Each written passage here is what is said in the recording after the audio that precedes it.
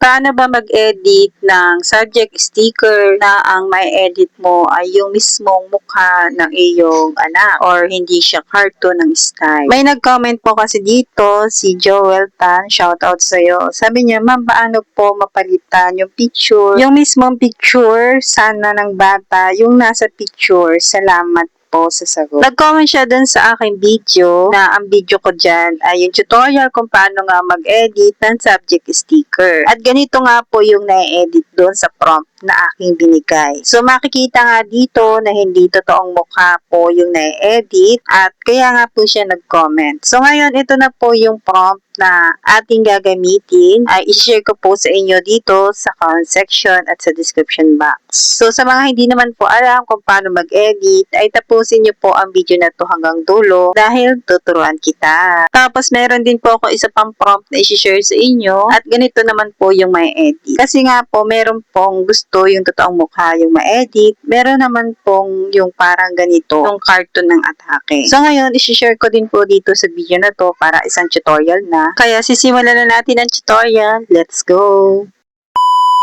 Pupunta po tayo sa Google Chrome. I-search po natin ang Gemini AI. Yung Google Gemini na unang lalabas ang itatap natin. Dapat naka-login ka gamit ang yung Google account para makapag-edit ka dito. Dito sa baba as Gemini, ipipaste natin yung prompt na kailangan para makapag-edit.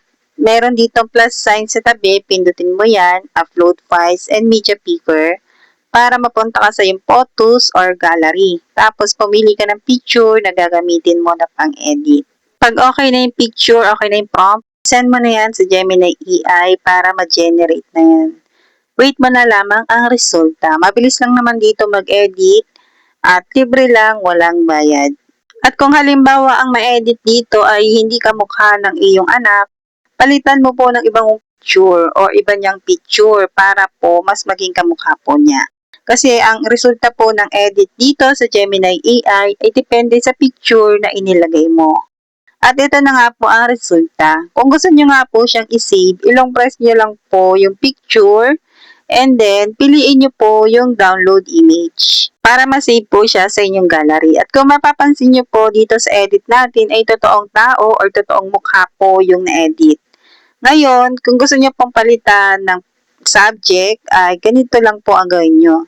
Pindutin nyo lang po yung prompt para lumabas yung lapis.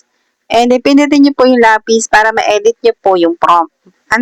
Tapos hanapin nyo lang po dito yung subject. Alisin nyo po yung gusto nyong alisin. So, halimbawa, ito Filipino. Aalisin natin yan. So, papalitan natin ng bago. English ang ilalagay natin. So, ganun lang.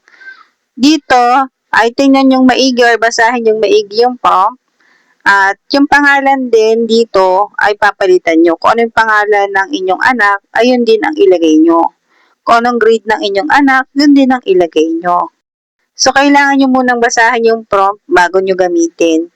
So, yung isi-share ko nga dito ay kailangan i-edit nyo muna kasi hindi po pare-parehas yung grade ng ating anak. At iba din po yung pangalan na nandito, pangalan po ng anak ko. At pag okay na, na-edit nyo na po yung prompt, pindutin nyo na po yung update para ma-generate na po ulit ni Gemini AI. At ito na nga po ang resulta. Kapag gusto nyo po yung edit, pindutin nyo lang po ng matagal yung picture and then piliin yung download image para ma-save po siya sa inyong gallery. So, ganun lang po ulit. Edit nyo lang po yung prompt, tapos baguhin nyo lang po ulit yung subject, kung ano po yung subject na i-edit nyo or gagawin nyong subject sticker. Ano po? So, ayan, kung mapapansin nyo po, ina-edit ko po yung prompt kasi ibang subject naman po yung ilalagay natin. So, dito po, ilalagay ko po ay makabayan.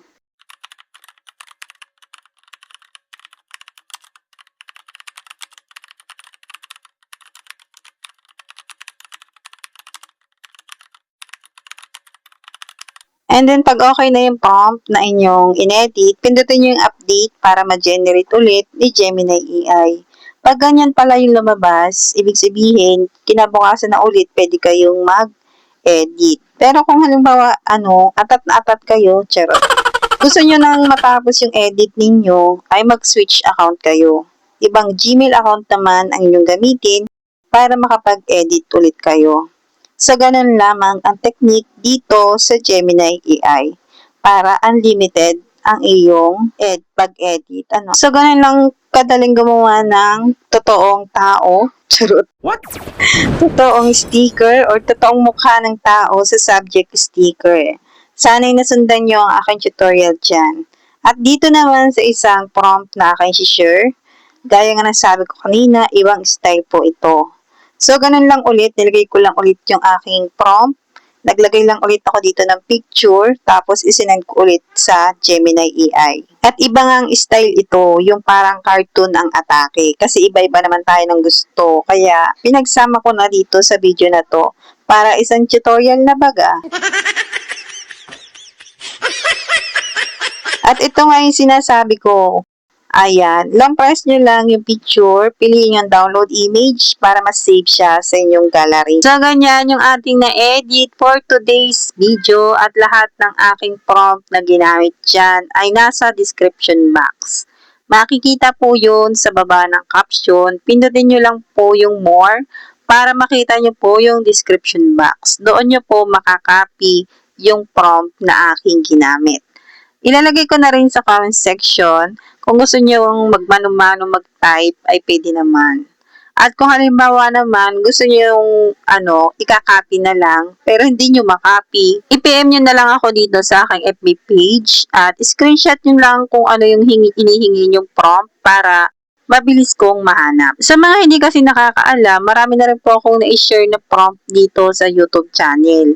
So, kung hihingi kayo ng prompt, ay huhulaan ko pa kung ano yun. Kaya kailangan ko po ng screenshot para mas mabilis ko pong mahanap. At yung pag-PM nyo sa akin, sa FB page, ay huwag niyong asahan na ako'y magre-reply agad kasi hindi po 24 hours na ako'y nakahawak ng cellphone. Pero pag may time naman po ako, tahawak ko ng cellphone, ay nagre-reply po ako.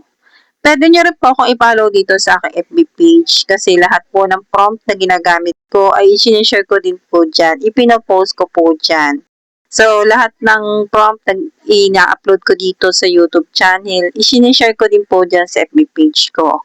Kaya kung gusto nyo po ng mga prompt, ay pwede nyo po kung i-follow dyan sa aking FB page at madali lang po kayo makakakuha ng prompt dahil nasa comment section lang po yung aking prompt na ginamit. Sa mga gusto lamang yun, wala namang sapilitan, So, kung gusto nyo po ng mga ganitong tutorial about editing, ay pwede kayong bumisita sa aking YouTube channel at baka isa sa mga video ko ay makatulong sa inyo.